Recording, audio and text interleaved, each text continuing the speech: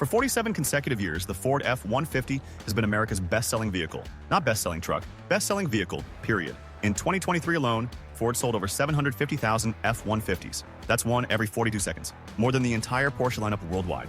More than every BMW sedan combined. But this isn't just a sales story. The F-150 didn't just sell well. It fundamentally shaped how America works, how we build, and how we define capability. This is the story of the pickup truck that built a nation. The F-Series story begins in 1948. The original F1 was simple and purely functional.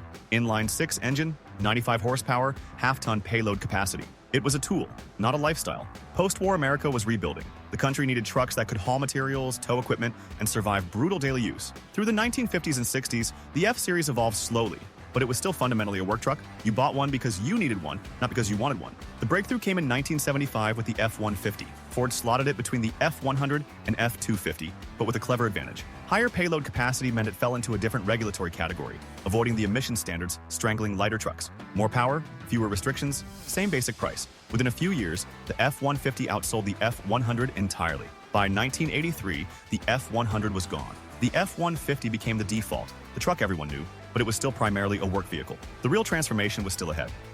The 1980s changed everything. For the first time, large numbers of people were buying trucks not because they needed them for work, but because they wanted them.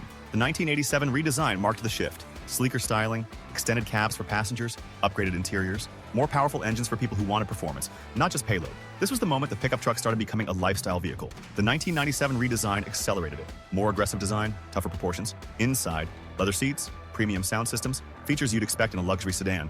But Ford was walking a tightrope. Make it too comfortable and contractors would see it as soft. Make it too utilitarian and suburban buyers wouldn't want it. The answer was diversification. The XL stayed basic for fleet buyers. The XLT added comfort. The Lariat brought luxury. And in 1999, Ford introduced the Harley-Davidson edition with custom paint, premium leather, and a supercharged V8A supercharged work truck for no practical reason except that it was awesome. Then came the decision that would define the modern F-150, aluminum. In 2009, Ford's engineering team proposed something that seemed insane. Replace the F-150's steel body with aluminum. Not accents or trim pieces, the entire body. Fuel economy standards were tightening. Customers wanted better mileage, but also more towing and hauling capacity. The only solution was to cut weight without sacrificing strength. Aluminum was 30% lighter than steel, and strong enough for the job. But it was more expensive, harder to work with, and completely unproven in a full-size pickup. More importantly, Ford's entire reputation rested on the F-150's toughness. If customers perceived aluminum as weak, the truck would fail. And if the F-150 failed, Ford would be in serious trouble. The company invested $2 billion retooling factories. They trained thousands of workers on new techniques. They redesigned the frame. And then they launched an aggressive marketing campaign to convince customers that aluminum was actually tougher than steel. When the aluminum F-150 launched in 2015, Chevrolet ran ads mocking Ford. Traditionalists called it a mistake. Online forums filled with skepticism. But the numbers told a different story. The aluminum F-150 was 700 pounds lighter, better fuel economy, higher payload, improved handling. It could tow more than before. And despite concerns, the aluminum body proved just as durable in real-world use. Sales didn't just continue, they accelerated. Ford had gambled billions on a radical change, and they won.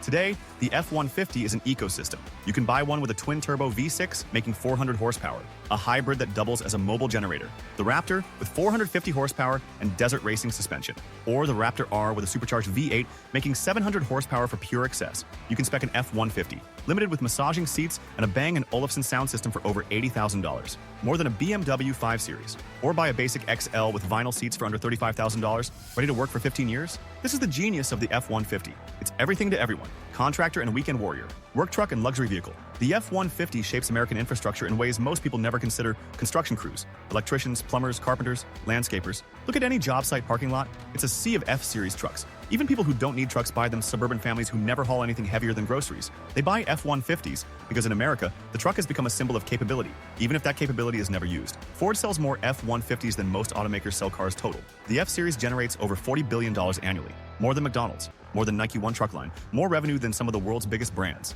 The F-150's dominance isn't just about marketing or engineering. It's about understanding what Americans want. We want capability.